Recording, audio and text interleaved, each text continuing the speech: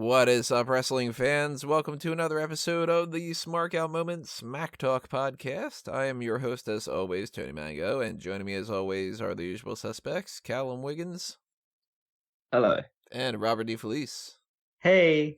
Hey, everybody, what are you doing? What's up? What's going on? Drop your comments below, tell us all that stuff, and tell us your thoughts on what we're going to be doing today, which is the Mount Rushmore of...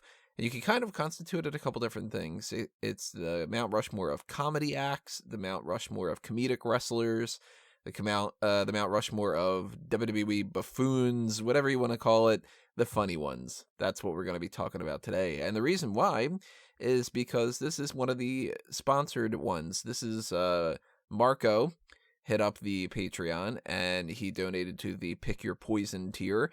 So he requested this, and that's, why we're doing it, because that's kind of the whole point. The whole Pick Your Poison thing. It wouldn't be like, you donate, you request it, then you go, nope, or something like.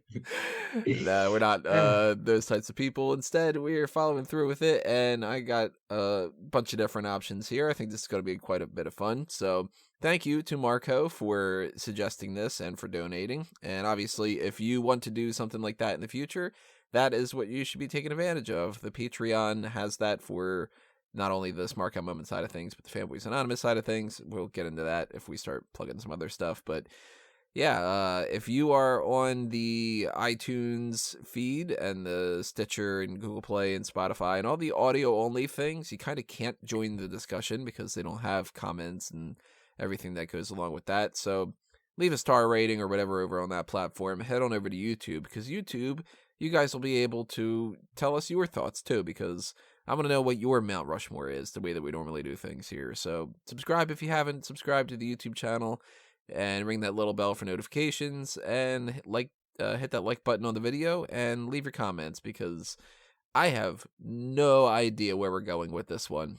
Most Mount Rushmores, I've got my 4, and I've got like 3 or so that I'm like, I'm leaning towards, and maybe I can be swayed, and some different things like that. But with this one, I have no clue which ones I would go with. So we're going to be really kind of bouncing around here. And obviously, if you do not know what the Mount Rushmore is, you should go back and check out some of the other ones that we've done, because this is one of our favorite segments to do, which is what we're going to try to do is pick the 4 representatives of this idea of comedy acts and wrestling and everything. And we're going to kind of run through a whole bunch of options, toss some of them into the possibility range, and we're all going to have to agree. We have veto votes. We've got the, 2/1. That means that one gets in, that kind of thing. So we're going to, at some point, settle the idea of the Mount Rushmore of comedy acts. And I will say this, even though I don't know who for sure that I would go with for a lot of these things, I do want to toss this name out there as a potential almost guarantee. Bobby Heenan. Bobby's an interesting one. I think we're going to be bouncing around along this sort of line pretty closely in the fact that I'm worried that Heenan's too legitimate to be a comedy act. Well, we should probably also try to define that. And I don't know if we should do that along the way or if we should just do that up front, but it is tough to kind of discern what is a comedy act in WWE. Is it something like that you laugh at because it doesn't work? Like, I'll toss out this name, Hornswoggle, where it's just something to laugh at and there's nothing more legitimate about it? Or is it somebody who's funny but they do have some credibility? Or is it just anybody who's funny in any kind of way? Because we were talking about this before we got started, but most WWE superstars in particular, they're still going to be kind of funny. Even Roman Reigns tried to do the suffer and succotash thing or whatever, so that didn't work. But, they still try to inject a little bit of humor into a lot of people. I kind of lean more towards the idea that it could be anything. And, I judge it based off of the normal kinds of different comedy out there. Like, my favorite comedy of all time is Naked Gun. Or, well, let's put it this way. Robin Hood Men in Tights is my favorite. But that and Naked Gun are like fighting for the top spot. And they both have the same type of humor, which is like witty little reference pun type things and stuff. But another one of my favorites of all time is Dumb and Dumber. And that's more on like the slapsticky side. And then there's Clerks, which is another one of my favorites. And that one is just like dark humor, people talking kind of. So I kind of think, I don't know how you guys are feeling about this. I kind of think that there's no set defined comedy act thing, that it's more so just if they happen to be funny. What do you guys think? I would personally just, I think we have a real opportunity with this Mount Rushmore that we haven't done with previous ones, where we can go a little bit more diverse than we've done in previous ones. Because in the previous ones, we're talking about like the best wrestler, the best women's wrestler, or something along those lines. It felt pretty definitive where we were going to be heading. Whereas, and let's say, for instance, talk about like just generally funny people, you'd have to mention people like The Rock and people like Kurt Angle and Chris Jericho. And then I think, well, they're going to appear on loads of Mount Rushmores because they're all top level wrestlers. Whereas this is an opportunity to put the spotlight on people who are lower down the card, who might never ever appear on any kind of list like this again, because what they primarily did was wrestle comedy matches. Yeah, I kind of agree with that. So even though I think that it's good to allude to those people who are involved in really funny segments, maybe some of the funniest segments in especially WWE history, but in wrestling history in general, that they should be pushed aside a little more in favour of the ones whose primary role was to make people laugh. Whether they succeeded or not is another question, but that was their primary job, is to add some comic relief to the show. Whereas people like Rock or Kurt Angle, for instance, had many other roles associated with the show that they were on. Where you stand on this, Rob? I'm going to agree with Callum, and I think just because whenever you're talking Mount Rushmore, you can easily talk The Rock and Mick Foley, even though I think like with the latter there, he's somebody who can maybe be brought up because he started to be a full-on comedy act. You're not going to get many chances to put Santino on a Mount Rushmore. Mm-hmm. So we might as well take advantage of that. So I'll put a pin right now in the discussion on Bobby Heenan, because I think that that's worth diving deeper into. But let's address that kind of a thing. I think by that rationale, we have to eliminate Kurt Angle. Yeah. Because even though he's been comedic and he's done, the Jimmy Crack Horn and different things like that, when you think Kurt Angle, you think wrestler. Yeah, he's too legitimate. Yeah. To be classed as a comedy act, even though there's a definite element of comedy in his body of work. I mean, Rock's been involved in many comedy segments. Mick Foley, Shawn Michaels, Triple H. Mm-hmm. They've all done big comedy skits in their time because that's just the way things operate. They're diverse performers. Whereas I'm not saying that all these people that we're going to mention are just pure comedy and that's it, but that's kind of what they're best remembered for. Right. So I'd say we knock out Kurt Angle, we knock out The Rock, we knock out Chris Jericho, we knock out D-Generation X, which that one's a little bit more difficult, I think, because they did get into a territory where they were very comedic a lot of the time. They're making the sausage jokes, they're doing the thing with Sergeant Slaughter and all that. I lean more towards that they're still just more legitimate overall, that they happen to be funny. Yeah, I would say that. I would say that applies to Ric Flair as well. Yeah, even though Flair is genuinely always good for a laugh, that definitely applies for Flair. So I think in terms of the Heenan conversation, Heenan's legitimate because he associated himself with legitimate people as their manager. But due to the fact that he was a manager means that there is some wiggle room to call him a comedy act, because he would always be the one who's taking the butt of most of their jokes, because they were meant to still be legitimate and big deals. So he would take the fall for them in many cases. Yeah, Here's why I think Heenan is a very strong candidate because he actually got to host a comedy variety show. He got to wrestle in a weasel suit. Nobody else is doing this. So while he could be serious, he chose his time in the ring and on camera to be the butt of the joke and be comedic. And he not only did stuff that was funny, like, WrestleMania 9, where he's on the camel and like different things like that, but even just on commentary, he was the funny guy.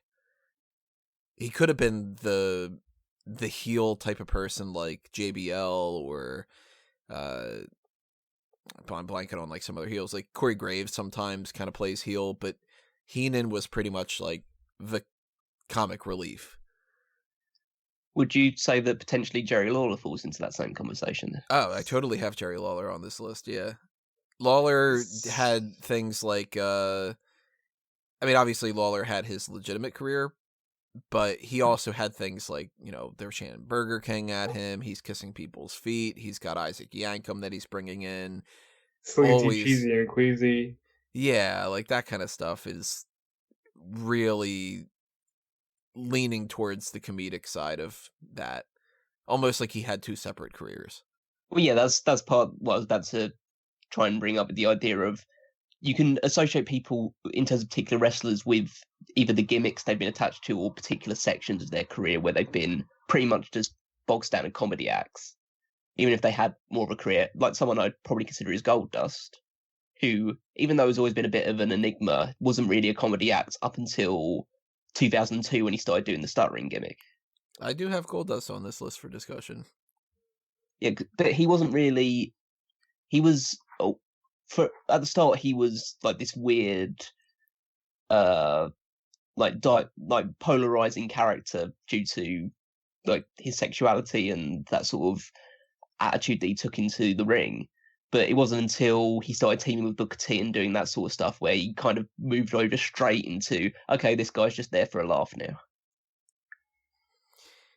For Goldust, I think he's worth the discussion, but I don't think I would even come close to putting him on the Mount Rushmore. Yeah.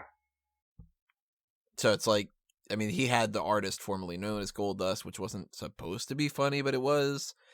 And he's had plenty of things. Even the Hollywood Backlot Brawl was funny. Like, he's always kind of been funny.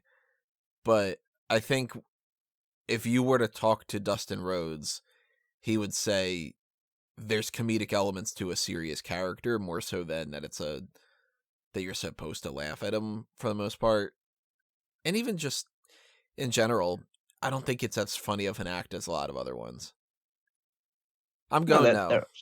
No, there are other options on that. Oh, no. Like, if we're talking... Is he on the list? Absolutely not. All right, no, I was just throwing out the idea that like people have, at certain points in their career, might be comedy acts, and other points might be more serious. So we can kind of like pick and choose certain people. I'd say we want to choose this person for this part of their career and kind of ignore the other side of it. So you mentioned Goldust is with Booker T. That kind of throws Booker T into the mix here, because we had the Goldust and Booker. We had King Booker, which was not only a champion, but also funny. Again, I would say no, even though it was funny. He's just not Mount Rushmore. I would say he was funny, and but I wouldn't put him under the comedy act thing because he was world champion at the time. Yeah, I think there needs to be a distinction drawn there. You can't be a comedy act and world champion at the same time, unless you're like David Arquette or something. I put him on that list. Where do we? Are we just doing WWE? I want to go further than that. I think there's too much entertainment value on either in Japan or in the independent circuit that needs to be at least mentioned. If it doesn't end up, it needs to at least be referred to. So let's get this out of the way. Comedy and wrestling. It kind of depends on where we start leaning towards if we have a bunch of options. I currently only have WWE related people on the list. I don't even have like Disco Inferno and all that, or Orange Cassidy, for instance. But there's wiggle room. I would say we lean more towards WWE, but if there ends up being like, oh man, there's like all these people that are so much better. So I don't know. We'll see. Realistically, it'll end up with mostly WWE people on it. If not all, 4 members will be from WWE. But like I say, it's still The worth discussing discussion, with other though. people. Yeah. We should still discuss other things at the Yeah. very least. Yeah. But well, who are we going to move on to? So we kind of have got both Jerry in fact- Lawler and Bobby Heenan kind of on like as potential ones at the moment. In fact, let's make it a thing. Mount Rushmore of WWE comedy acts, with discussion on some of the other ones. Let's put a stamp on that. Well, isn't that most of our Mount Rushmores?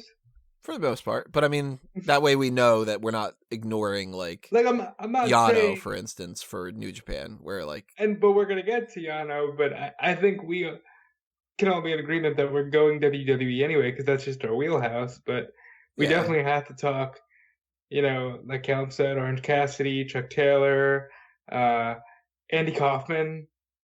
right, yeah. See, I think that there's too many options at that point if we limit it to WWE, but we discuss the other ones not in the context of the Mount Rushmore.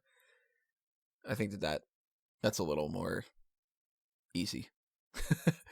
I like this. Easier. People are getting like an insight into our production meetings. Yeah, at the start of this. That's what you get with Patreon, everybody. Yeah. So, I mean, let me toss out another name here, just because I'm looking at my list and it's worth talking about, and why not? Owen Hart. I think a no, just for the idea that he's overall more legitimate, but we're talking funny people. Owen Hart, man, he had some funny stuff that wasn't even like supposed to be laughed at 100%. Like, Owen's one of those guys that he kind of makes you laugh when you're not expecting it. Like, I can't remember when it is. It's some kind of an event, obviously, because it happened. But one of my go-to things with Owen Hart that I always found funny is he's tagging with the British Bulldog, and he kind of like goes underneath Bulldog's arm just to get in front of him and do the whole like woo in front of the camera and like yes. yeah, like that kind of stuff that's fucking funny. And he's not a comedy act at all. Like, he's, Intercontinental champion, tag team champion, 2-time Slammy Award winner, technically, kind of, not really. And even just that, like, the Slammy Award stuff was hilarious, and I loved it back in the day, and I still think it's funny now. He's ultimately not on the Mount Rushmore of comedy acts for me, but I bet you if you were to say to people that were, like, in the wrestling business who's on the Mount Rushmore of funniest people in wrestling, they might put Owen Hart in there. Just for like the backstage stuff. Oh yeah, absolutely. I think due to how funny he was both on screen and off screen, he's definitely one of the funniest wrestlers that I've at least heard stories about. But I wouldn't put him on this. He's too legitimate. He's too diverse of a wrestler to be henpecked into a comedy acts area. And there wasn't even one point. I guess if you could go one section of Owen Hart's thing where he was closest to being a comedy act would probably be the high energy tag team. But that's about it, really. Parachute pants and checkered patterns make anybody a comedy act. Well, this is another small distinction that I think we need to bring up here. Does a comedy act, like, to get onto Mount Rushmore, do they have to be funny? Because it's a legitimate discussion. Yeah, because there's a lot of people who have been in WWE who you would look at and say, okay, this guy's a comedy act, and yet still not find them funny at all. Like, you talk about Hornswoggle in particular when we've mentioned that type of thing. A lot of what Hornswoggle did was deaf television. Mm-hmm. And yet you can't say he's not a comedy act, because what else is he? Is he just is an oddity then, essentially? Oh, the oddities are on my list. Yeah. I don't think you're biting people's asses for the serious effect of wrestling. He's a comedy act. Yeah, I mean, for instance, on my list, this is one that was like a guaranteed no, but Abe Knuckleball Schwartz. It's supposed to be funny, but I don't think anybody was laughing at any point. Well, because this is the only time I'll ever get to say it. Fantasio. Like, for God's sake, his finishing move was he pulled out the guy's underwear from his pants. Like, this is a comedy act, but you'll never see him mentioned anywhere. And you shouldn't. And you shouldn't. No. Well, no, so you judge it based on it's a comedy act if it makes Vince McMahon laugh. It doesn't matter if anyone else in the audience laughs. It's whether it's making Vince McMahon laugh is the real kind of judge of that thing. Well, like, there's plenty of comedy movies that are just not funny, but they're comedies. It's just like one person out there is laughing, and I mean, you can't judge everything based off of that because there's people that laugh at like they get stare at the concrete and laugh because they're crazy, but like you kind of get the feel that like, I mean, Bastion Booger, it's supposed to be funny. Yeah, His name's Booger, and he's wearing Booger. you know the outfit that makes it look like somebody He's got a shrink wrapped him or something like that. Like he is not funny, yet he's supposed to be funny. And of course that's not Bastion Booger's not going on the Mount Rushmore, but like it's definitely a comedy act. Whereas I think even something like Max Moon wasn't supposed to be a comedy act. Maybe he was. I don't know. It didn't. Well, no, Max Max Moon was supposed to be like a serious, like superhero, like a space ranger or some shit. But there's so many of these. I mean, Max Moon's the type of thing that you're like, it's funny because it looks like they took a kid from one of those like playground type things, like I don't know. I had one around my area, like Totally Tubular or like Discovery Zone and whatever like that, like where it's just like a bunch of moon bounce type crap, and then they're just kind of like, I don't know, throw that on them. It's like, but it's like, no, that's not a comedy act. And even something like, I mean, I've got this on my list to talk about, but I wouldn't consider them a comedy act, even though they were really funny, is the APA. Like, they were funny, but they weren't supposed to be a comedy act. They were two brawler, tough sons of bitches who happened to have a comedic side to them. Like, I would say APA is not on the Mount Rushmore, despite the fact that they've had plenty of different segments that were funny. Yeah, again, two legitimate, but again, it's had some funny segments. I mean, talk about JBL fighting that inflatable dinosaur is like one of the funniest segments on an episode of SmackDown. I think that was during his WWE Championship reign, I think. So, but yeah, I don't think you can label them under the comedy act bracket. I would agree with that. I'm going to toss out another name that we mentioned earlier, the Oddities. They are not Mount Rushmore material in my mind, but they were predominantly a comedy act. Yeah, well, yeah, I mean, their impact is still being felt today.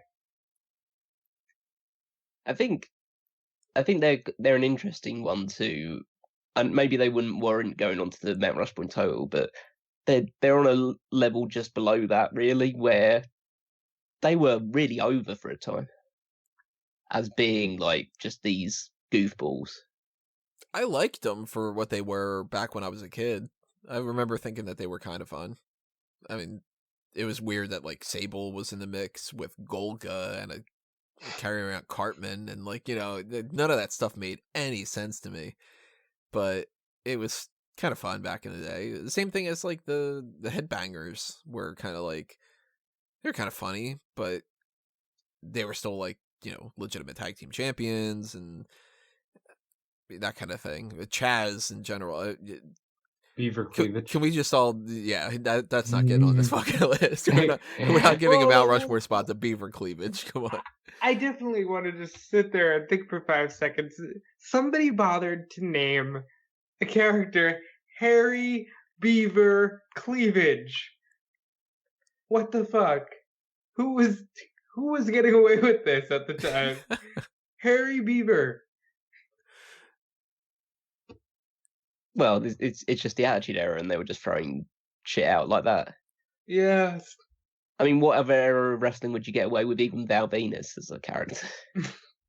Would you constitute Val Venus a comedy character? Too legitimate. He was too established in the mid card to really be a comedy act. However, though, what about The Godfather? Still too legitimate. I'd lean a little bit more towards comedy for Godfather than for Val Venus. I think that I would say there's more comedy in Godfather, but I'd say that due to the fact that Godfather I think was funnier than Val Venus. But I still wouldn't put Godfather on my Mount Rushmore. I just think I don't think there was enough comedy surrounding it. He was he was a comedy character, but he was just more just a cool guy that had like women with him constantly, like all the hoes surrounding him. It's not like anyone pitied him or thought that he was stupid. He was, for that matter, Mark Henry, even though he had sex with Mae Young and was very much comedy throughout parts of his career, too legitimate. And Mae Young was on my list to talk about too. She, you go back to her older career, totally not funny at all. You go to the ends of her career, and she's pure comedy act. Who wants to see my puppy? Jesus God. She was a lot of fun, even if she was a lot of fun. Even though a lot of her segments were kind of cringy to watch, but So, I'd say we're going no on Mae Young. We're going no on Sexual Chocolate.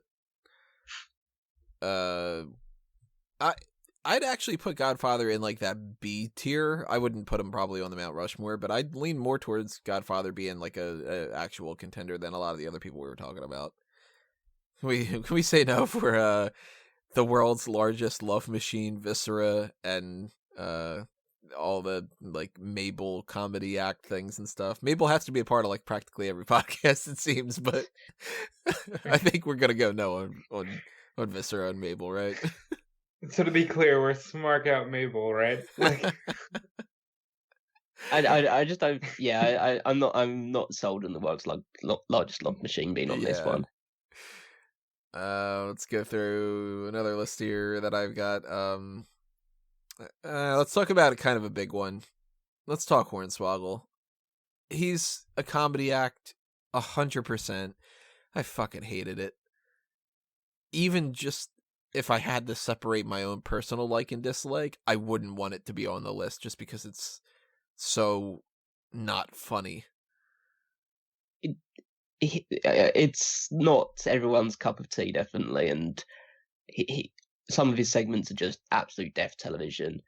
But in terms of just pure longevity, there's few comedy acts that lasted as long as Hornswoggle did, and he was involved in big. After all, he was involved in big segments like the Son of McMahon, and he was teamed up with DX for a while, and that storyline they decided to do where he got his voice at Christmas, and he was the anonymous general manager of Raw as well. So it's like they got to a point where we need to kill off a big storyline that we're doing. Let's just give it to Hornswoggle, that type of thing.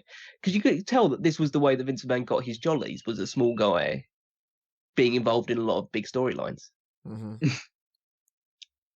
He's B tier or so to me, based off of that longevity and how much he stuck around so much more than most of these like short time comedy act type things. I just fucking hate him. It's just, I don't think I ever laughed at anything Hornswoggle related. He's too legitimate, but I really don't want to get through a comedy discussion in wrestling without talking about Regal.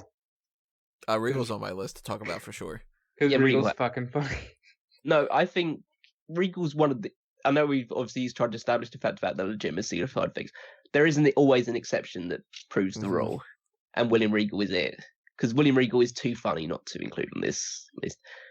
I mean, Regal talks about how in interviews how he would always... He knew what his role was, especially in a villainous role, was to try and still entertain people. And he loved making himself the butt of jokes. Like, I would think that if we're, we already ruled out like Kurt Angle, The Rock, Chris Jericho, because like Jericho was funny in a lot of different segments. I would say if we had to have a representative of that type of humor, like a legitimate guy who's funny, it would be Regal. I watched that clip earlier today of where William Regal hits Big Show with brass knucks, and Big Show's knocked out and he bounces off the ropes and he falls over and slashes onto it. You can't not watch that once. You have to watch it like 5 or 6 times. Just how brilliant that match where he has to dress up as Goldust, the rap that he does about my name's William Regal and nothing I do is legal, that type of thing. The real man's man. Yeah. The dancing, the dance off against Brodus Clay. He's on my, I think that should kind of like punt him towards a discussion. Like, we should keep him in the mix. Absolutely. Absolutely. Let's see. Toss out another one that we could probably just say no to. The Spirit Squad. Yeah. I don't think they weren't around that long, and I don't think they were particularly good as comedy acts. Really, they definitely didn't make me laugh at any point in time. I know that's not like the biggest factor involved in this, but yeah, they got more out of it than I thought that they would. But they got some legs out. They got some legs out of it, but I just don't feel like it was. It would be in that bracket of like needing to be on Mount Rushmore. Yeah, I don't think that anybody, when you're saying, because this is ultimately what Mount Rushmore boils down to, is if you were to say, what are some of your favorite comedy acts in WWE or whatever, what's the likelihood that somebody's going to say it out of 10 or so? Oh yeah, and also just like the fact that I think they were around for like a year and a half, at most. You'd have to be pretty special and do a lot of really good stuff to be on the Mount Rushmore for a year and a half's worth of work. Yeah. Yeah. 2 votes. There are 3 votes now for no for the Spirit Squad. Is McMahon on this list? This is something I wanted to bring up. Yeah, I have on my list as a duo Mr. McMahon and Steve Austin. Because that's like, I mean, it's 100% a legitimate feud. Top feud for the company. Uber serious. Yet at the same time, you've got things like Austin hitting him over the head with a bedpan in the hospital. And it's like, I don't know. That's difficult. Them together is a comedy act as much as it is this big driving force for the most serious part of the company. It's a difficult one to place again because I feel like it's there was too much serious stuff as well involved in that feud. A lot of it was comedy, and a lot of it is great comedy. And Vince McMahon is a great comedy villain, but I think the Austin side of things, even though some of the stuff that he does was comedic, it's Vince McMahon's selling of that which makes it comedic. Because you could do a spot where like hitting him with a bedpan or something like that in the room and make it seem a bit more serious, but it's the way that Vince McMahon like bounces out of the bed and falls over and decides to like stick his ass out to receive like an enema or something along those lines. It's like Vince is the comedy side of it, because Vince is the comedy to keep Austin legitimate. His whole like kind of like selling for everything, and I mean the times that he's gotten like shit poured on him, or you know, he Stacy is like auditioning to be his manager or secretary or whatever it is, and he falls backward in the chair, becomes a gift that everybody uses now. The way that he walks to the ring, like McMahon, I think is in the discussion. Yeah, I think we have to press it with the idea that Vince, he tells a lot of the wrestlers to do some really stupid shit, but he will never. I almost get the sense that he would never tell a wrestler to do something that he wouldn't do himself. Right. And some of the most outrageously, whether it's funny or just purely outrageous stuff that has ever been done in WWE has been done by Vince himself. So he has to be in the discussion at the very least. All right, we'll come back to him a little bit later. God damn it, I forgot to write this on my list. Naked Midian. It can't go on the Mount Rushmore. No, that was like 2 months of TV and 2 months that probably everyone that saw it wishes they could take back. Yeah, but it was funny while it lasted. There's never a good scenario where somebody takes their clothes off and people laugh and it's not hurtful. Yeah, he's a no. I got so many different other names. I didn't think I had that much of a list, but now that I'm looking at how long this list is, it's pretty deep. Honky Tonk Man is on my list. That's a weird one, because he's definitely comedic, even being presented as legitimate, he was comedic. And I don't, even though he's still on record the longest reigning Intercontinental Champion of all time. He's never come across to me as legitimate. Yeah, like that thing is a joke. Yeah. This is like the entire reign is just him losing matches by DQ or count out and stuff along those lines, or sneaking pinfalls due to like interference or distractions. So I don't think the legitimacy thing hurts him. I think what hurts him is the fact that I just don't think he was really that funny. Or like the stuff that he was doing was pretty just the same shtick over and over and over again. At least some other people that are have a bit more like diversity to their comedy. I think he's representational of comedic wrestler for entertainment value that they still try to get over as like, well, maybe he is somebody who can win a match, but he's kind of like, ultimately his value is just Elvis parody loser type. And he's kind of a good example of like that hokey carnival comedy part of wrestling. Kind of like Duke the Dumpster Drosy or I mean, there's just plenty of different examples that some of them are more gimmicky character stuff like the Repo Man, and some of them are more just a guy like Brodus Clay or something. Like Honky Tonk Man, I think, is a better example of those types. Potentially. I think he might come up with like towards the conversation again, but I don't know. Maybe it's just because I'm not so familiar with that. I wasn't watching at that point in time, and I've not really gone back to watch too much of his work because, well, I go by other people's recollections of the fact that he was awful in the ring, so I'm not really going to get too much entertainment value out of it. So I would still hold the no, but that's just because I'm not as familiar with his work.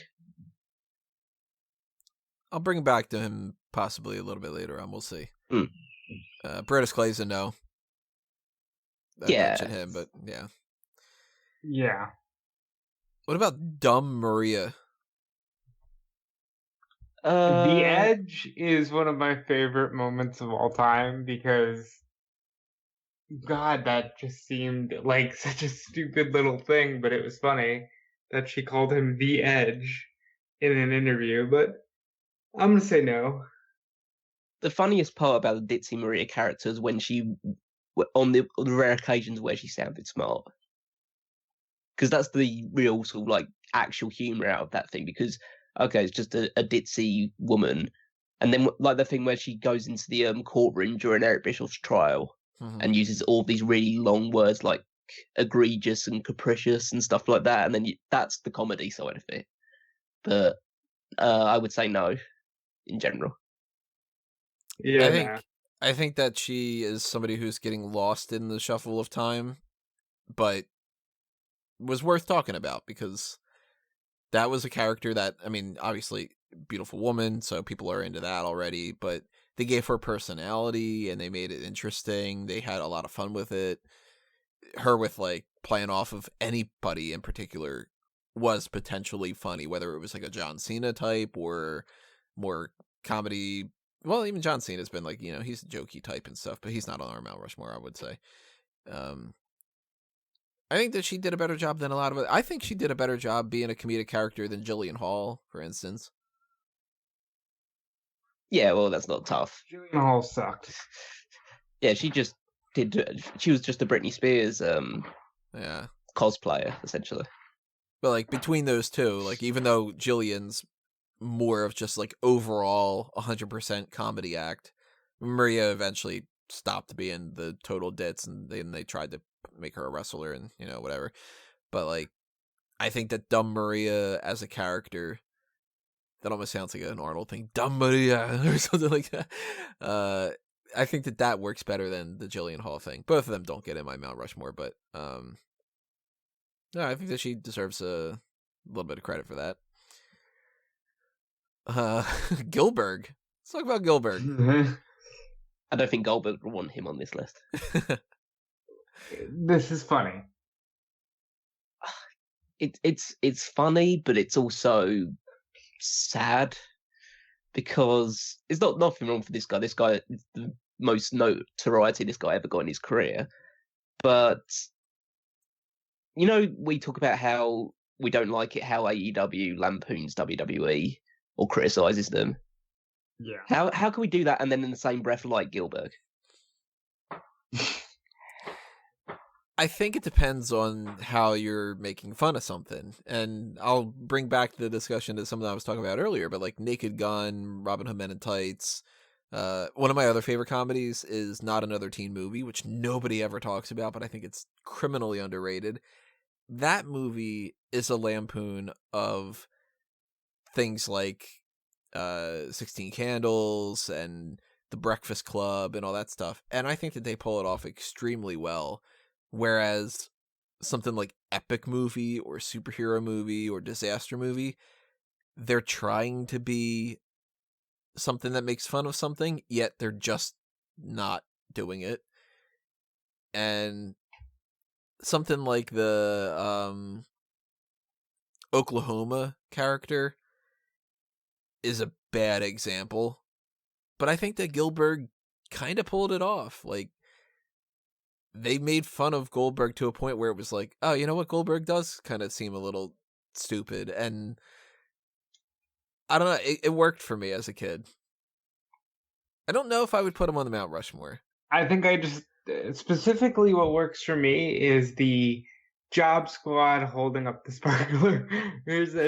Yeah, like some stuff like that's kind of like, you know what? Like, it's so stupid, but it's, I don't know. I think Gillberg is a good example of that type of, like, he's a very rare parody character that lasted longer than he should have. But yeah, I think there is some value in the sense that like basically deconstructing the idea of Goldberg into its constituent parts and like showing how basic it can be, and if it's basic, it's really, really bad. So there is some value to it there. I don't know whether his run is long enough to really like merit him being on the Mount Rushmore. Could you guys think of another parody that would beat him out?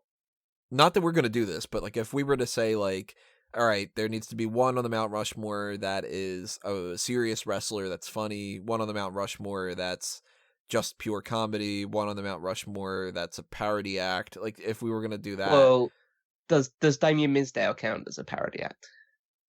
He was funny, that's for sure. I was a big fan of Mizdow. Yeah, the stunt. I know it's not really a parody because it's like he's a stunt double rather than like outwardly mocking the Miz, but he was mocking the Miz in just being his stunt double.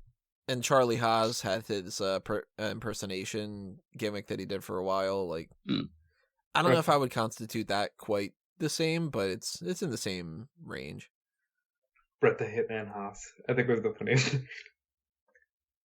It had like what was those parodies that WWE did of WCW with the Nacho Man? Oh yeah, and Billionaire Ted. That's some funny shit. I wasn't so much of a fan of those ones. They seemed quite desperate, really, to me. But that's the sort of thing with Gillberg. At least at that point in time, WWE was on a pretty equal footing with WCW.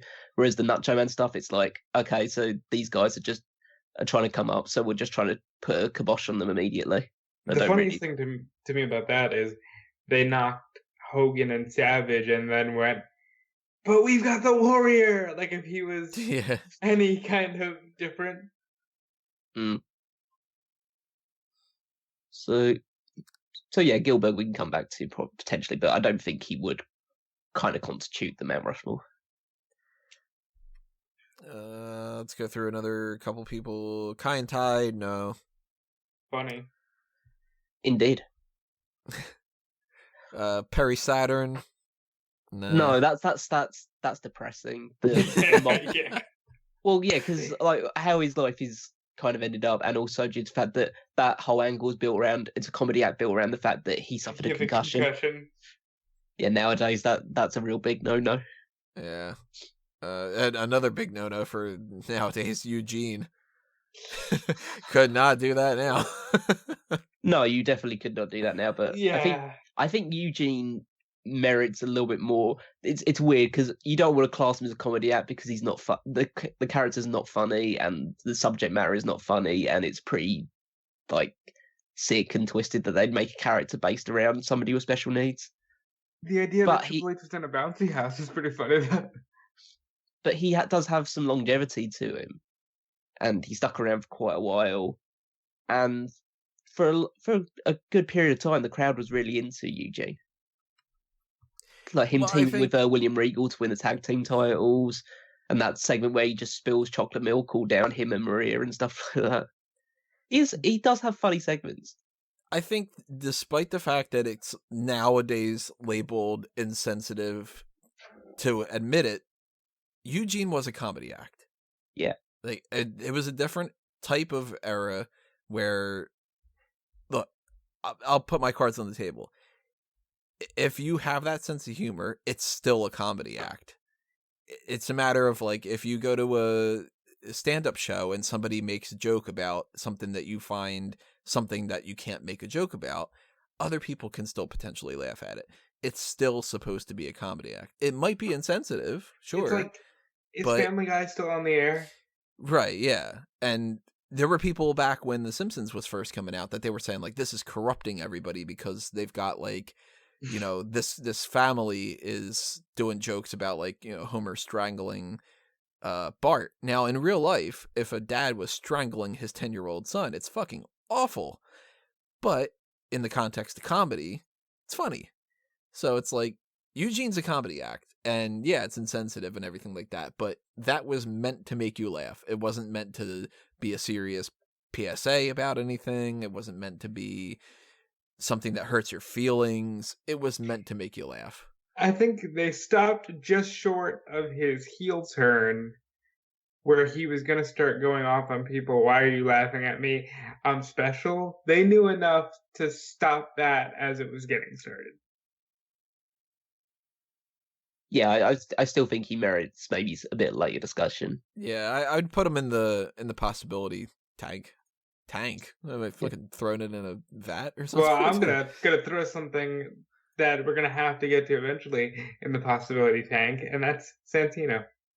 Santino's a guarantee of like worthing. Wow, all over the place.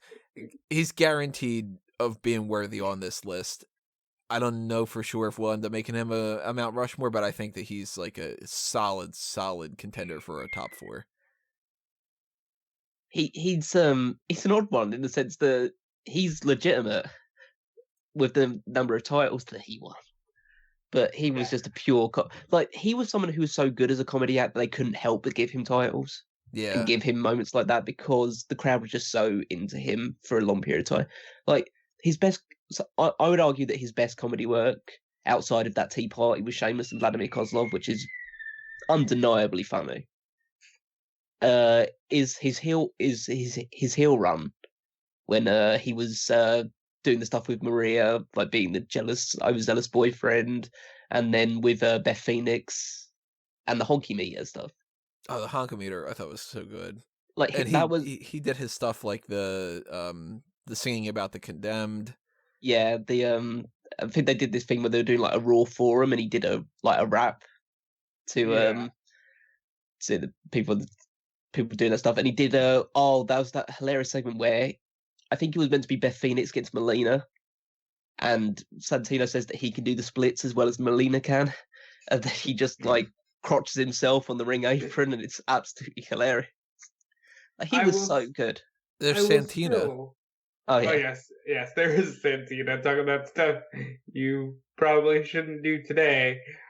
But I will still laugh at the Rey Mysterio segment when Rey went to Raw in 2008, and Santino just, you know, anybody who hides behind a mask is incredibly ugly, incredibly stupid, or is the Batman, and you are no Batman. Look at you.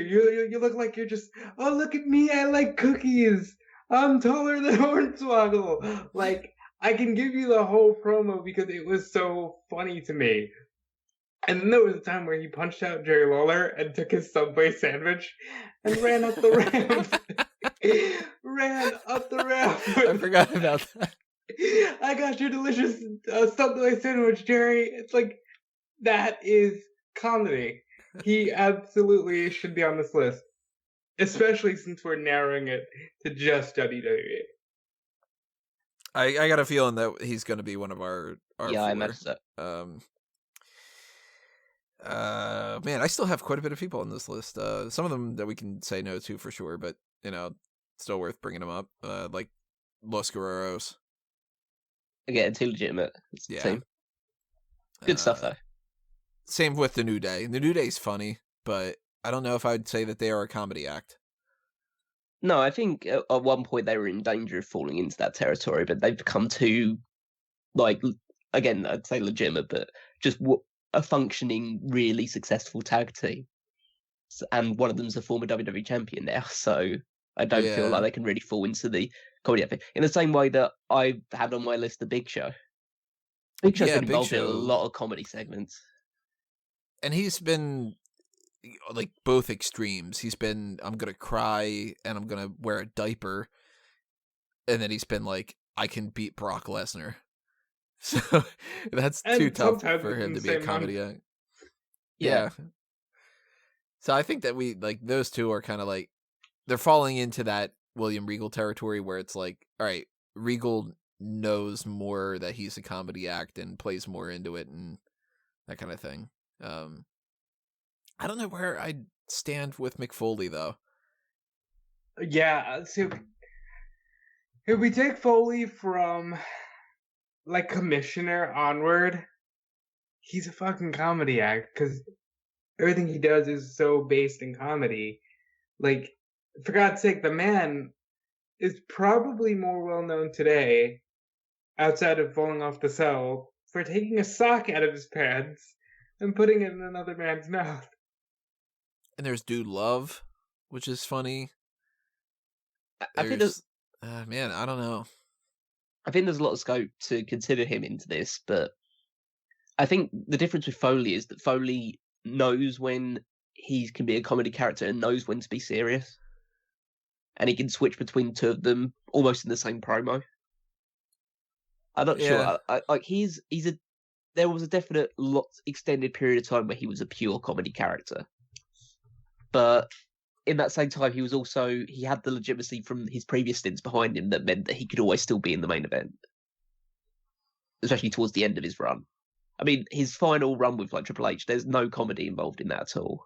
Right.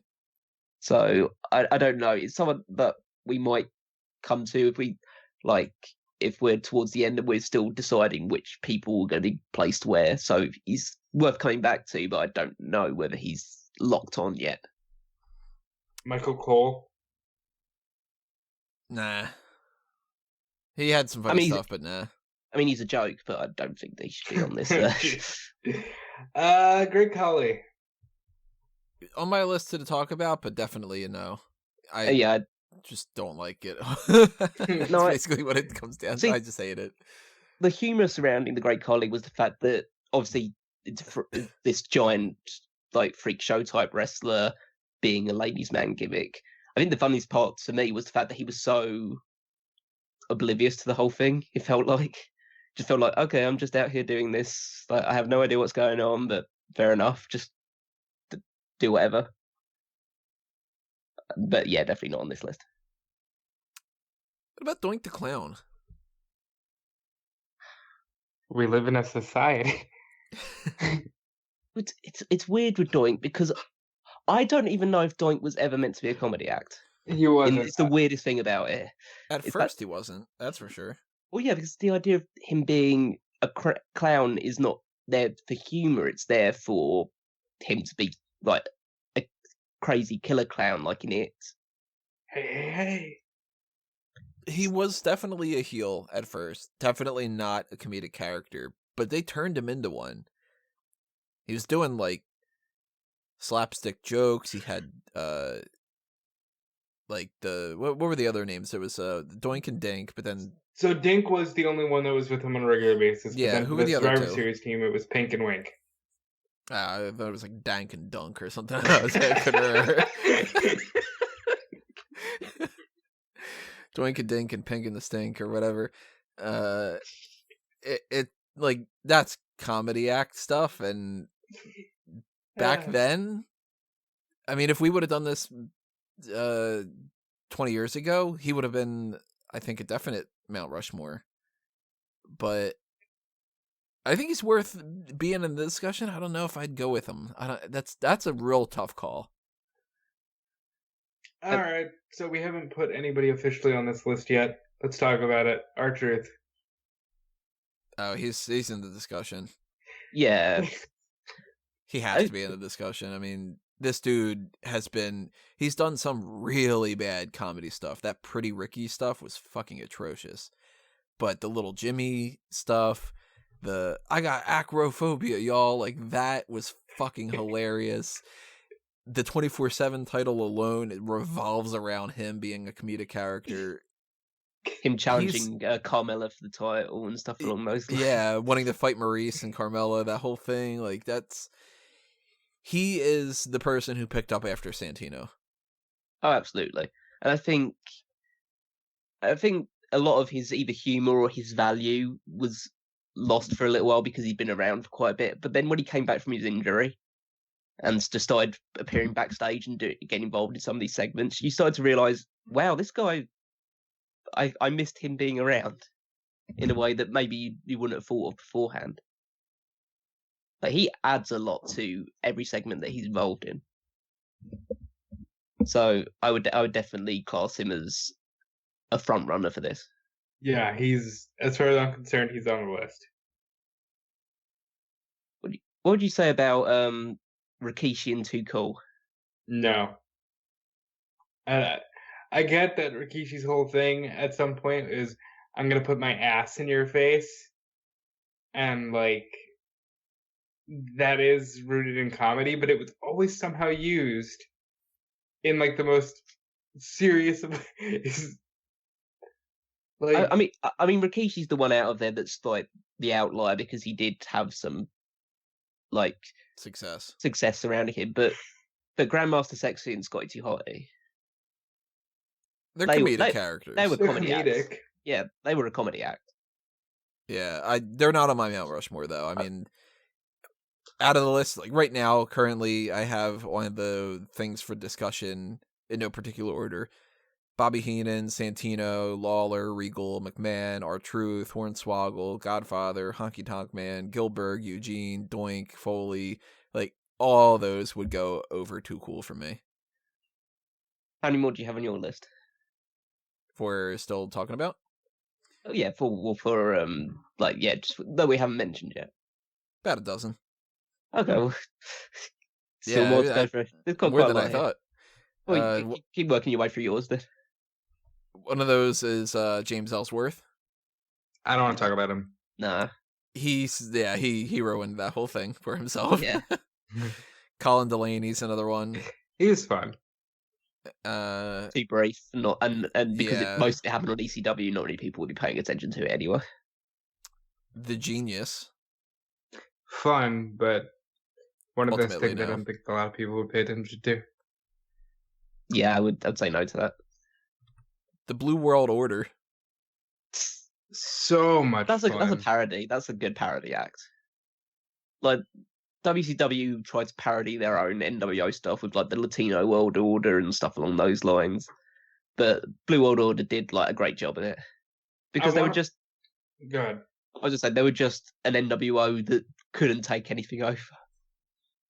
I want to preface this by saying, just like Eugene, in the sense of it's not funny in 2019, but different time, different context. Billy and Chuck provided for some funny moments. Yeah. Their wedding in particular is the funniest WWE wedding of all time. The singers singing It's Raining Men, Eric Bischoff in full priest makeup, like dancing like an arthritic old man. There's so much funny there. It worked way more than it should have.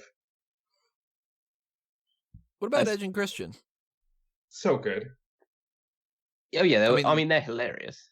Like, obviously they're like, you think of Edge, you don't go straight to comedy, but them as a duo, lots of comedy. Even the Edge and Christian show that totally reeks of awesomeness. Comedy show. They taught me that genital warts rule. Again, I just don't think that they can be henpecked into a comedy act. Right. They're just too good to be a comedy act. They've got obviously great comedic value. They're just too good as wrestlers. Even though I don't think that people would constitute him being on the same level, because he isn't, but I still think it's the same kind of thing as Zack Ryder. He's too good to be a comedy act, despite the fact that he's not some 13-time former world champion or something like that. But I think that Zack Ryder is just another one of those guys that's funny and legitimate. Yeah, I just don't feel like he's, especially in more recent times, has been able to show a lot of his comedic side to him. He just comes across as just a pretty typical jobber for the most part. So I wouldn't put him on the. Definitely wouldn't put him in the Mount Rushmore. Because of the restrictions of only to WWE, I don't think this character can get on. But I want to talk overall. Broken Matt Hardy and the broken/woken universe. Some of the most ridiculous shit I've ever seen. Yeah, that stuff's insane. The woken stuff in WWE was garbage compared to the other stuff that had been going on. The Impact stuff was amazing, and it led to just weird things where, like, they did a Thanksgiving special where I legitimately thought I tuned into the wrong channel because it was just this. And he had, for some reason, become like just a normal guy, and he's like, I don't want to be broken. I just want to be Matt Hardy who makes good peach cobbler, damn it. And like the goofy shit like that is funny to me because it shows all the weird things that wrestling can be. But like you said, the woken shit in WWE was awful and should never be spoken of. And because of that, he can't be on this list. What about Al Snow? I'm gonna say no. I have a problem with Al Snow in the fact that I never found him funny. Yeah, that's why I don't want him on here. He's a guy who wanted to be a comedy act and yet couldn't because he wasn't funny enough. I mean, the funniest thing for me about that whole thing was getting older and realizing that I was saying everybody wants head. Like, yeah. I mean, I've probably mentioned the story before on the podcast or something, but I remember buying the action figure and being in Toys R Us and trying to explain it to my mom, and my mom being like shut up, like, and me being like, nah, it's funny because he's asking, like, does anybody want head? And he's got this head thing or whatever. It's just like, oh my god, in retrospect, that must have been such a cringy fucking moment. Yeah. I mean, it says something when you're in a tag team and Steve Blackman is the funnier out of the two of you. Let's go ahead. Jesus. Let's see. The Bushwhackers, and what was the name of their manager? Jameson. Yeah, I hate that I know that. Like, I mean, that's a comedy act, but just fuck that. Like, I mean, the Bushwhackers as a kid, I thought were kind of funny when I was young enough that you don't really have any like sense of anything, really. Yeah, but I really can't, under any circumstances, put the Jameson character on a comedy act Mount Rushmore. That was stupid as all hell. Crash Holly. Crash Holly's funny. Yeah, he's a lot of fun. I think the hardcore stuff is obviously some really great entertainment value. I don't know. I would argue to keep him in the discussion for a little bit, but I don't know whether he was just too good. I'd make this argument. Crash Holly set up R-Truth. And R-Truth, even though he can't do some of the things that Crash Holly did for the first time, he's done some things better. I think R-Truth would knock Crash Holly out, ultimately.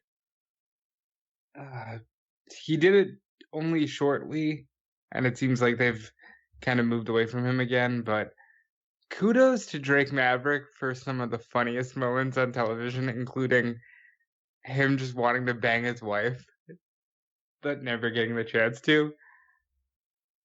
The logic of that is still so strange to me.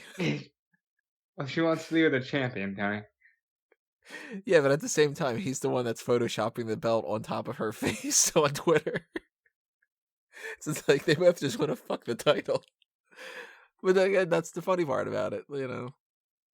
Drake Maverick was like he's been a real integral part of that 24/7 title. Ultimately, not a Mount Rushmore for me. No. Harvey Whippleman is a no. No, I don't think so. Harvey Whippleman and Bertha Faye gave me one of my favorite Jerry Lawler commentary lines of all time, where he says, "Most people have buns of steel. Bertha Faye has buns of cinnamon."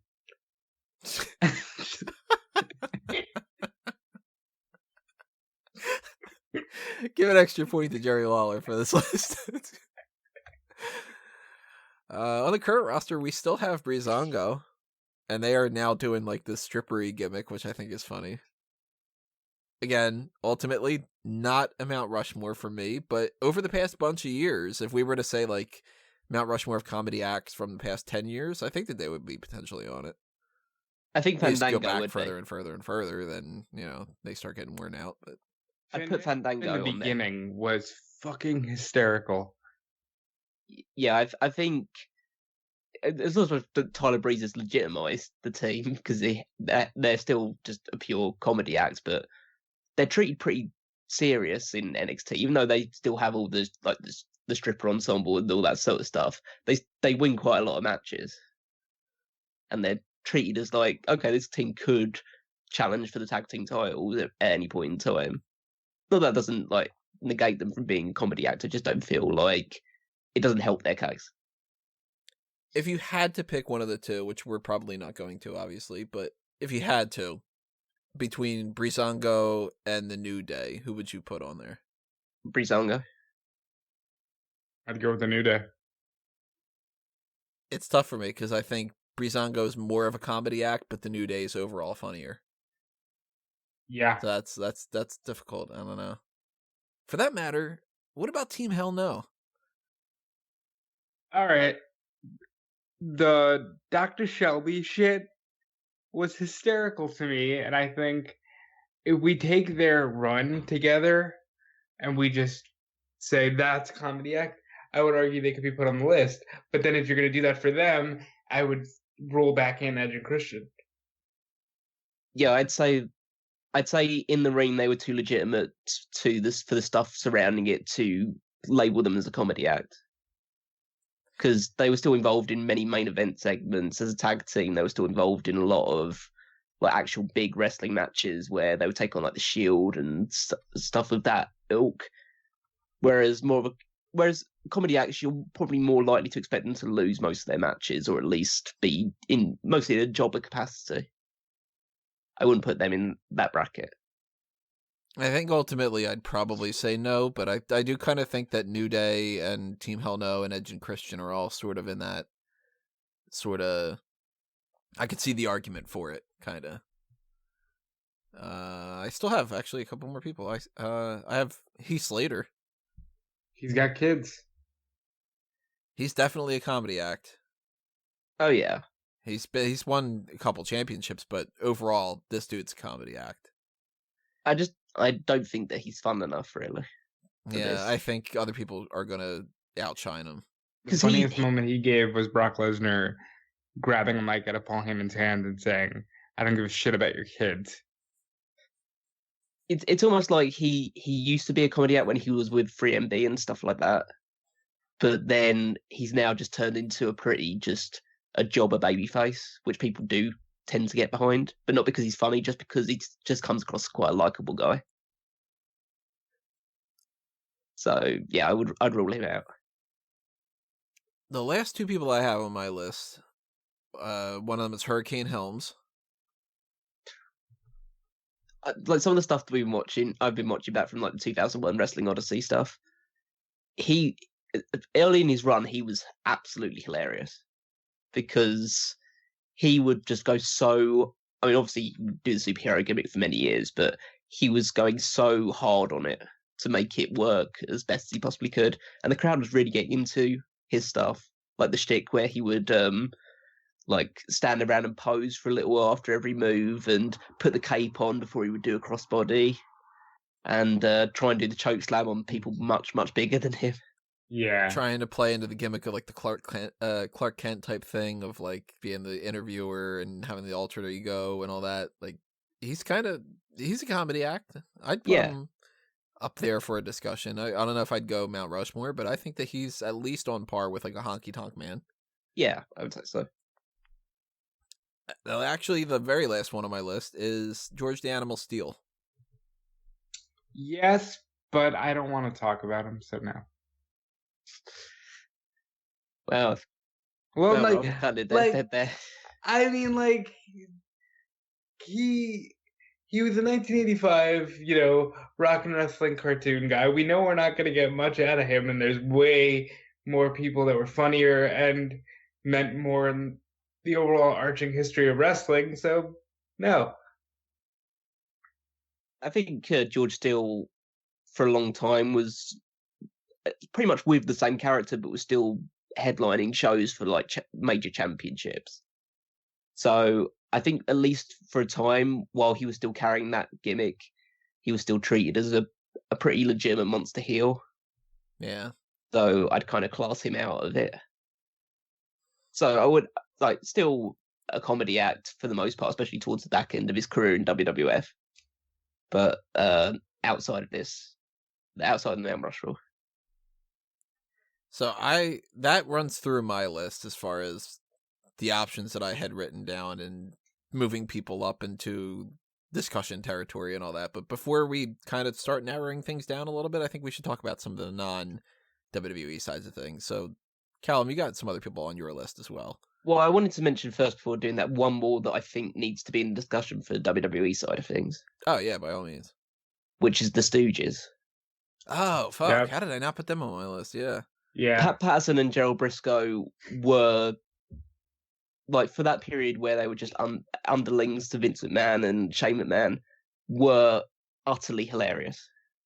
And it was just like little backstage segments where they would just like get confused about where they were taking coffee to Vince McMahon or whatever, or Steve Austin's in the building or something along those sort of lines. And like they were just like completely incompetent, and that's just made them hilarious.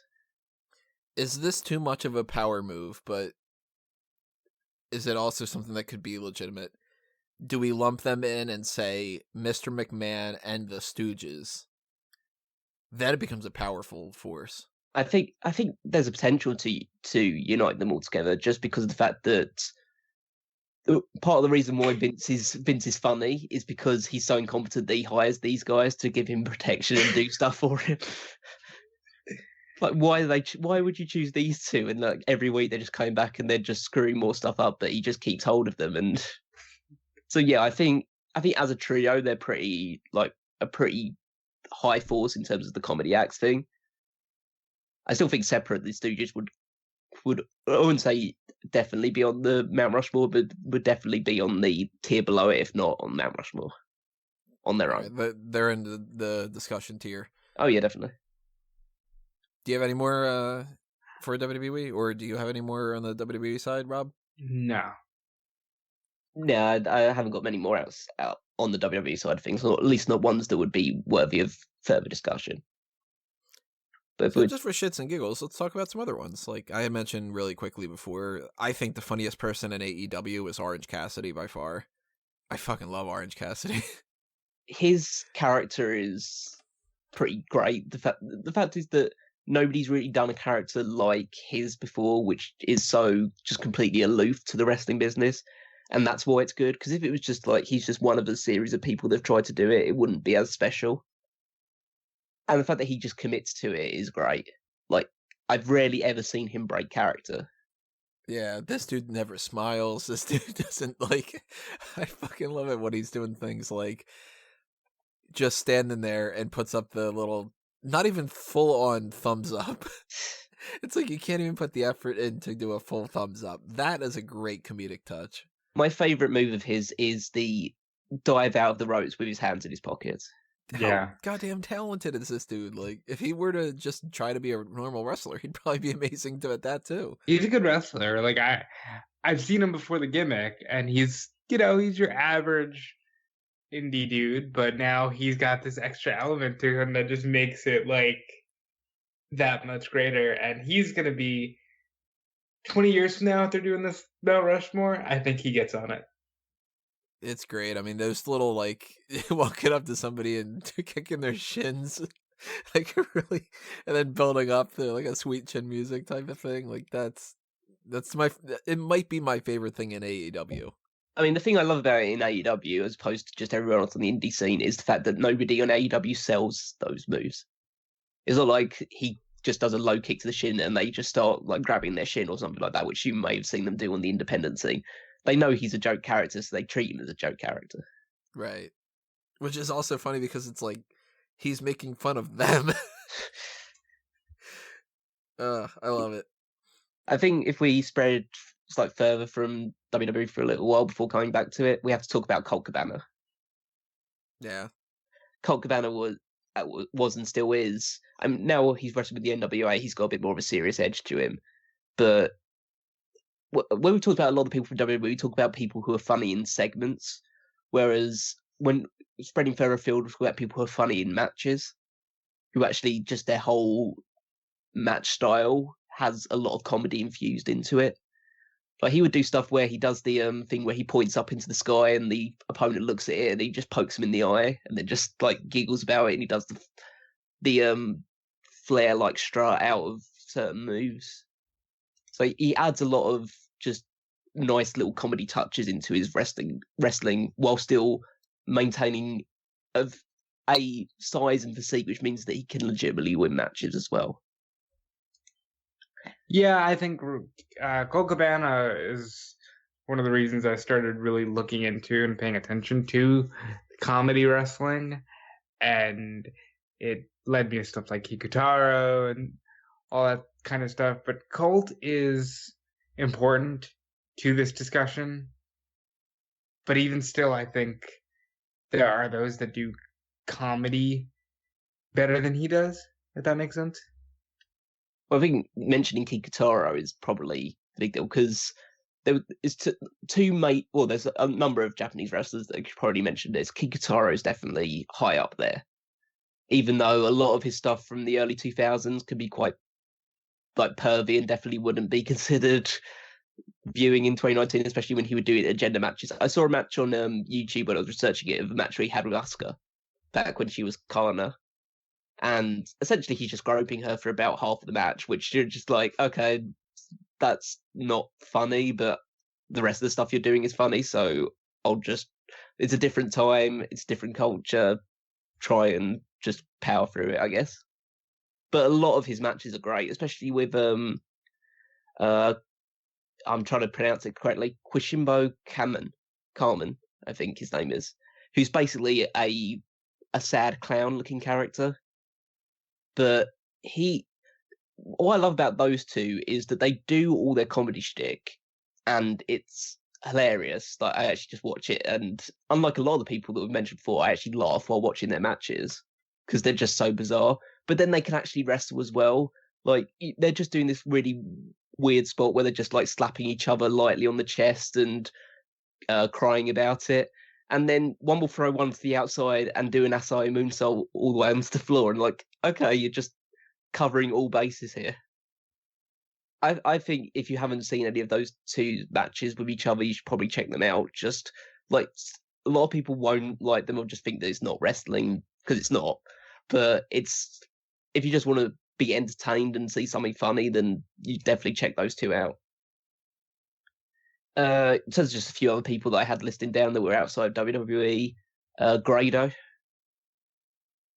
with the I remember one of the first things I saw of him was that like a prayer entrance that he does for Madonna's stuff, and that in itself is just funny. And he does it and then he pairs it up with the Rock's entrance, where I think he holds his jock strap up instead of a elbow pad or something like that.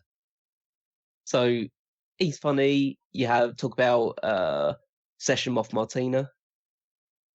Yes. And there's not a lot of women wrestlers that are doing a lot of big comedy stuff, and she pulls it off really well. You know what? Now that you mention that, Tegan Knox gets to have some fun with the Lady Kane stuff, and you can tell like there's some comedy there, but that's a lot of fun.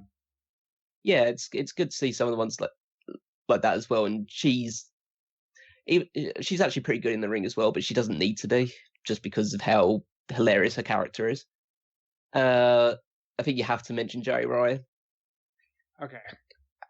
So Joey Ryan's, everybody knows him as the dick guy. He does the thing where people grab onto his dick and he flips him. Hysterical in Japan, based on the context of, and he's told this story, so I can say it. Oh, well, why don't we do this? Because, I'm Japanese and you're American and American penis so big, so strong. That's funny because you're playing off of that stereotype that, well, Japanese person's never held anything like this, so they can't deal with it. When everybody in America and several people in a battle royal are taking elimination bumps off of, hey, I'm just gonna hold on to your junk, it's super weird. Am I wrong? I mean, it's weird, but it's over. Yeah, it's kind of played itself, but it's still getting people to laugh, so... I mean, Ken Shamrock's taking the dick spot, so I can't... Like, it's not like, okay, everybody thinks it's stupid. It's just... I thought it was a lot funnier the first time I saw it. I think it's been played out far too much. Yeah, I think most of these people will talk about, like, they have to have an element of originality with stuff that they keep doing. Because once you've seen the stuff, like, once or twice, it's going to lose its luster over time. It's like the Little Jimmy stuff is great for a while, but you have to add stuff to it and mess around with the character a little bit for R-Truth to make it entertaining for a long period of time. If it was just the story was, oh, this Little Jimmy that comes to the ring with me every single time, it wouldn't be funny after like 3 or 4 times of doing it. Yeah. Whereas the Joey Ryan dick flip stuff is like there's some wrinkles that he adds to it, like can have like multiple people chained up and stuff like that and flip loads of them over, or the Battle Royal spot, or I think he does stuff with especially with Session Moth Martina. She does, when he's had matches with her, she tries to combat his powerful dick with her powerful snatch, and so it's like a battle of wills between the two of them. So that is a sentence. So it's not, it's joke wrestling, but at least you can just tell that it's a joke. I kind of appreciate it more when it's just a joke wrestling match, and we're just like, okay, this is just like not much like devoid from it, but we have joke matches with joke wrestlers, and then we have legitimate matches with legitimate wrestlers. So at least I can appreciate that side of things. I have to mention Toru Yano, because he's an interesting one due to the fact that he wins a lot of his matches due to his comedic antics. And he does do a lot of the same spots in all of his matches, but those spots are so over, and that's what the crowd want to see when you see Yano. And I know he would, if we were extending it beyond WWE, I would put him like heavily in contention for the Mount Rushmore, just because he adds so much value to the shows that he's on, because especially with New Japan where it's so serious and everyone's so like fine-tuned athletes, he adds so much levity to the matches that he's in that it's like a break of consciousness for a little while. It's like you can just sit down and enjoy it rather than like pay attention to what story or what little elements are going on. So I appreciate him for that. And then from the WCW side of things, you're probably looking at Disco Inferno, who I never really got into and never really found particularly funny, but some people did. So, well, when he's fighting those fruits and suits, that's a real wrestler right there, Cal. There was nothing funny about that show or having to watch it. And Norman Smiley, screaming Norman Smiley. And Jericho, Ralphus. Was Ralphus funny, or was it just Jericho and just the fact that there was a fat man being his bodyguard? Yeah. Because when Jericho left, they still tried to push Ralphus, and that didn't go well at all. No, I mean, but that shows you the the big fat white guy can be a comedic foil for somebody like a Jericho. But yeah, that's kind of about it in terms of just people outside of it. I mean, some of them I think are funnier than a lot of the people we spoke about with WWE, but I know that less people are familiar with them, and it's good to probably try and limit it to the WWE side of things, just because, like you say, that's our bread and butter type of content. If Callum, are you familiar with Danhausen? No, I'm not as familiar. So I can't tell if he's a comedy actor or not, because he's just, a take on the old horror TV show host, and everything he says apparently ends in Hausen, and he's really getting over, but I don't know if he can be classified as like a comedy character to watch, or if he's just, a gimmick and there's not too much comedy to him. I think it would How depend does everything that he says ends in Hausen? How's that work? So, for example, he's promoting the fact that he's wrestling in Ring of Honor. So he's going, I'm wrestling in Ring of Honor Hausen, and everything is just like Kazarni. So he's like is it like a stereotypical German guy? Yeah, but he's spooky.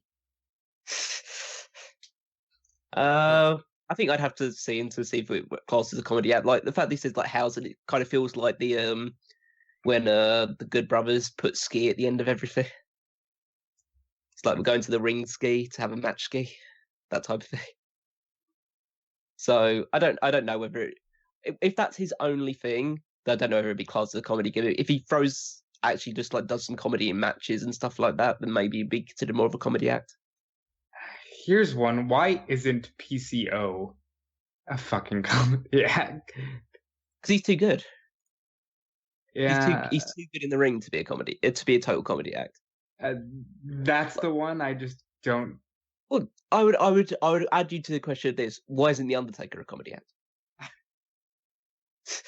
Because he beat Hulk Hogan. I swear to God, if he didn't beat Hulk Hogan so early on, he would have been. I'd say because he's awesome. It's basically just what it is. Well, I'd say the same thing about PCO. PCO's awesome. So he's not the Undertaker level awesome. He's Jean-Pierre Lafitte. Forgot. I can't see him and not think Quebecer pirate. Well, I'd say if you want to say the Mounties a comedy act, well, yeah, the Mounties a bit of a comedy act. Yeah, but the Mountie at least always gets his man, Cal. I still think PCO's like a pretty big deal, and the Ring of Honor would be better shape nowadays if they'd made him the world champion rather than Matt Taven. So I would agree with that. Fair enough. Yeah. But yeah, I think we're ready to kind of try and break down the ones that we've got listed down there. Try and add some consensus to this whole escapade. So the list that I've got that to work with, maybe I'm forgetting somebody along the line or something like that, but I've got Bobby Heenan, Santino Marella, Jerry Lawler, William Regal, Mr. McMahon / The Stooges, R-Truth, The Godfather, Hornswoggle, Honky Tonk Man, Gillberg, Eugene, McFoley, Hurricane Helms, Doink the Clown, The New Day, Team Hell No, and Edge and Christian. Out of that list, I would say the first one that we should potentially say we should just lock him in is Bobby Heenan. I'm going to agree. I think Bobby is a funny enough character that, yeah, I think we should lock him in. I'll agree with Bobby Heenan. What's your favorite Bobby Heenan line? If I'd probably, there's so many that I'm sure are going under the radar. Yeah. If somebody says to me, what do you think of when you think of Bobby Heenan? I think of the whole, it's a skirt, that whole thing from Royal Rumble 92. Rumble 92 comes to mind, and one of the lines he would regularly use in commentary, a friend in need is a pest. Indeed. And just like, that's funny to me. Yeah, I like some of the WrestleMania 17 stuff that we saw of him talking about how he was asking Gene Oakland if he used to date the gobbledygooker and stuff like that. So there's too many good lines from Heenan to really just classify them all down. I know I could just sit down and listen to like a compilation of Heenan's commentary, and I'd probably laugh all the way through. Yeah, I agree. I'd say that we probably are all going to end up being in agreement that Santino Marella would be on the list. Yes. Yeah. I think if it's WWE top 4, I think, I'd put Santino in there. And the other two, that's where things get a little more difficult. I would say, probably based off of our discussion, we can knock out The Godfather. Yep. Agreed. We can knock out... Take out the New Day, Team Hell No, and Edge of Christian. All too legitimate, I think, to be considered comedy acts in that bracket. Yeah, I'd agree with that one. I think that ultimately pushes them out. I'm still kind of on the fence about some of these other ones. Like, ultimately, I think we would knock out Hurricane Helms. Yeah. Yeah, I think so. I think he's on that same kind of range as the Honky Tonk Man, and I think, given the two, I would go with Honky Tonk Man over him. But I don't know for sure if I'd put Honky Tonk Man in there either. I do think that he lasts more. Unfortunately, because he's legit the longest reigning Intercontinental Champion of all time, I can't. Because, like, he was a comedy act, but he knew. You know, it wasn't like he was being the butt of a joke. He just felt like, I'm very good at being Elvis. I'm going to not vote no on him yet, but Callum, if you vote no, then that'll be a 2-on-1, and I'll take him out. I want to get rid of some of the other people before I do that. I want to get rid of Gillberg. I don't think his longevity is long enough to consider him onto the list. I think that's a fair enough reason to get rid of him. He was a joke for about 6 months. Yeah, ultimately, I mean, he's the best example of a parody thing, but I'd say no. I think we got to take Eugene out. Yeah. Even if just for the fact that it's 2019, we can't say that that's one of the biggest comedy acts. Yeah, you know? that's fair enough. Yeah, there's a little insight into behind the scenes. Yeah, what can we do to where people don't hate us even more? So that does leave in the discussion at the very least potentially Honky Tonk Man, Mick Foley, Doink, Hornswoggle, R-Truth, Regal, Lawler, McMahon, and the Stooges. Fuck Hornswoggle, man. Like, but how do you really feel? He is a Hornswoggle. He is definitely a Hornswoggle. He is a comedy act. He does have longevity, but god damn it, I fucking hated it. I can't vote for him. If it's the Smark Out moment one, and so we're trying to pick our ones, then I would be happy to get rid of Hornswoggle. Yeah. Sorry. Yeah, take that. Sorry, Dylan. Personally, as funny as the guy is, I would say no to Mick Foley. I think again it was too much of a big deal in many other facets in what he did. And I think the fact that he could always turn from like comedy to serious in a flip of a switch means that he was just too diverse of a character to be labeled a comedy act. Agreed. I think if you have to pick between Foley and Regal, I'd go Regal over him. So I think I'd be okay with knocking out Foley. Yeah, I'd go Regal out of the two of them is still more of a comedy act just because he never reached the main event level, which Foley did. Man, this is getting actually really tough now that I'm looking at this, because this means a group of 6 of these for 2 spots. Lawler, Regal, McMahon and the Stooges, R-Truth, Doink, and Honky Tonk Man. That's fucking tough now. Yeah, because Lawler is one of my favorite. For just his commentary work alone, is one of my favorite. But there's the argument that we have a commentator in there, and if you had a choice between Heenan and Lawler, we'd probably all go Heenan. And I think also in the same way that we talk about Eugene and being 2019, can we put Lawler in there in 2019? Oh, okay. You know, he's not wrong though. I mean, yeah, Lawler's awful. Most of his humor was based around calling people queers or catcalling the women and stuff along those lines. We've alluded to it enough, Callum. Do you want to plug 2001? I mean, if you really want to watch Jerry Lawler really go hard on a couple of the on some Pickle people that, kissers, did he call them? yeah, Jesus Christ, really? yeah. You should. I mean, you shouldn't watch that show, Tony, but you should. You shouldn't watch that show, but you should check out 2001 Wrestling Odyssey from October and listen to Callum and I just not only shit on that, but just the entire culture of homophobia in pro wrestling.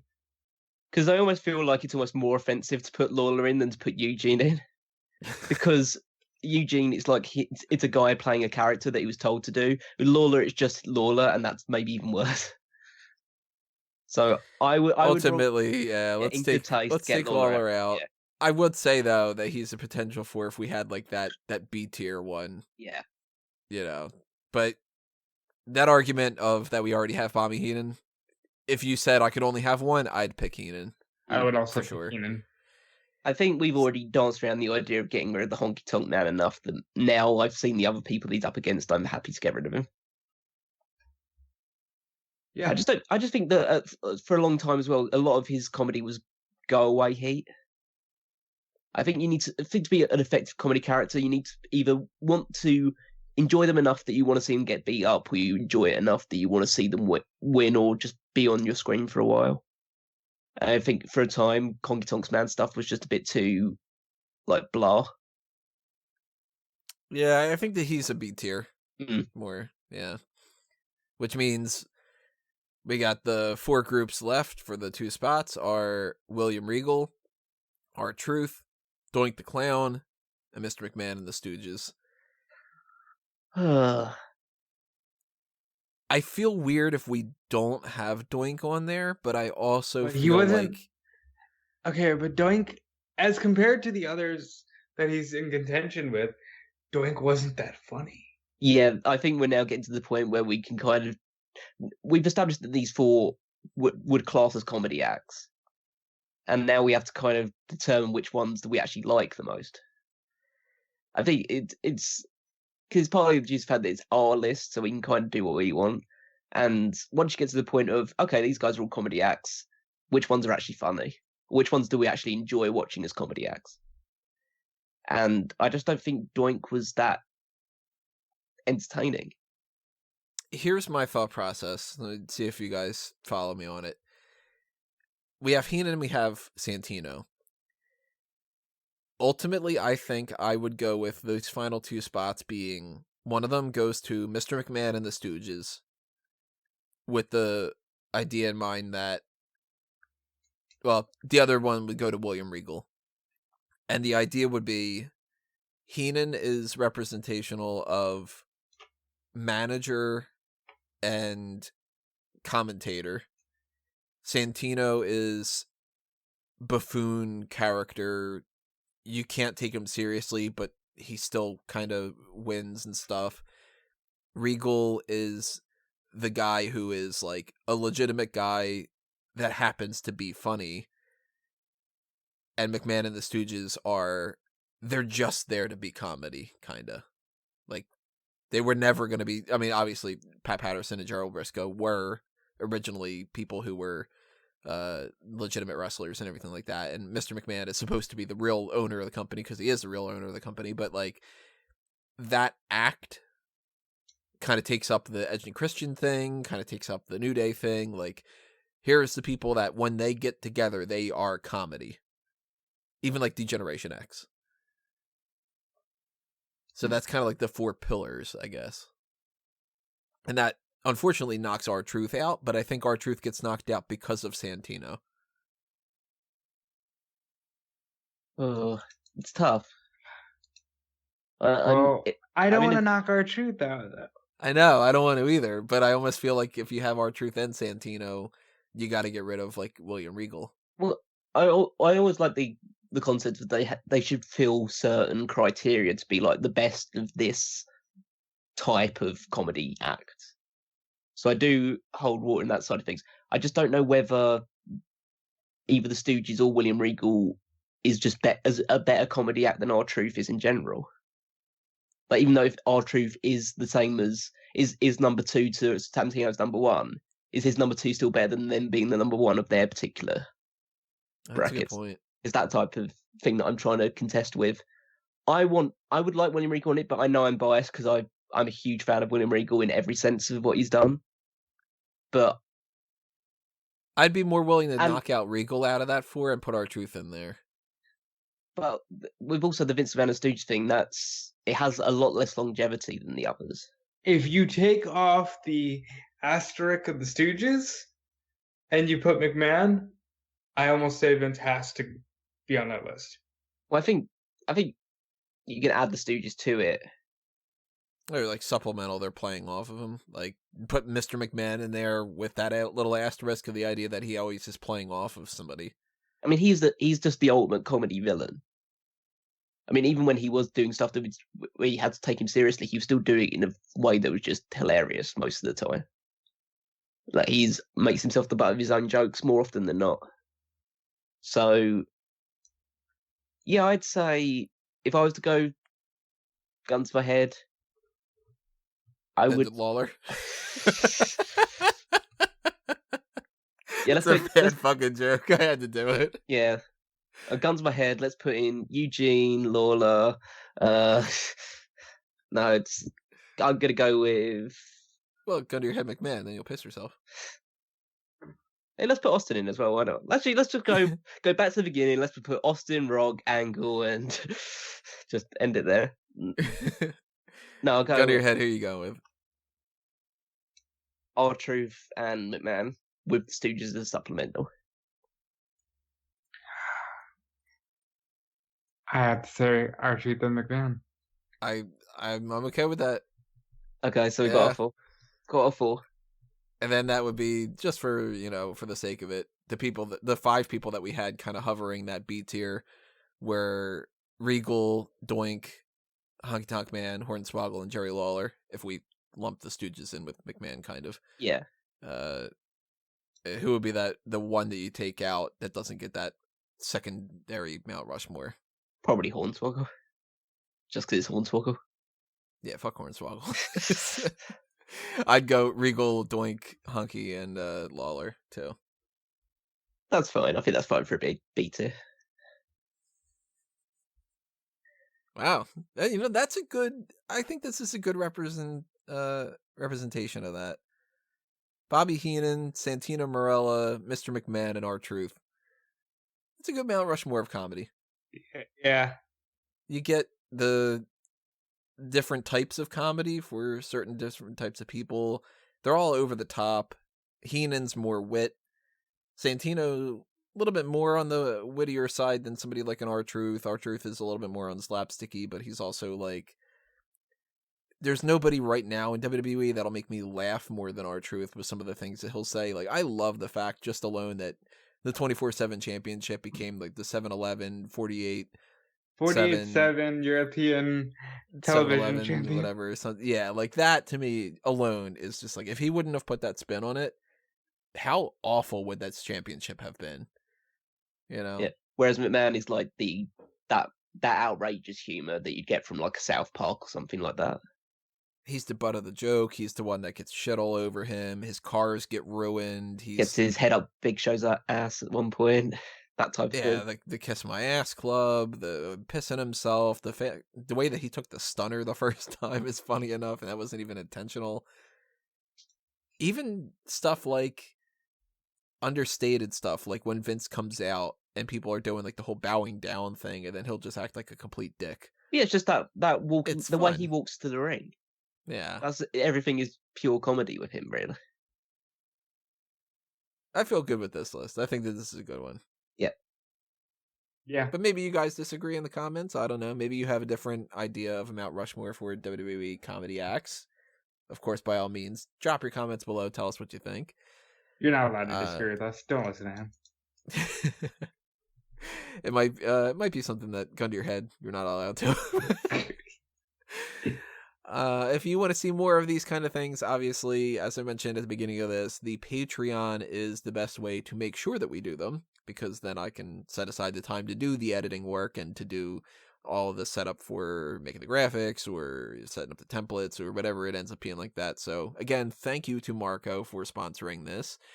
If you don't have the money to do that for the Pick Your Poison tier and you want to help out in some other kind of ways with a little bit of spare change or something, Patreon even has the option for $1.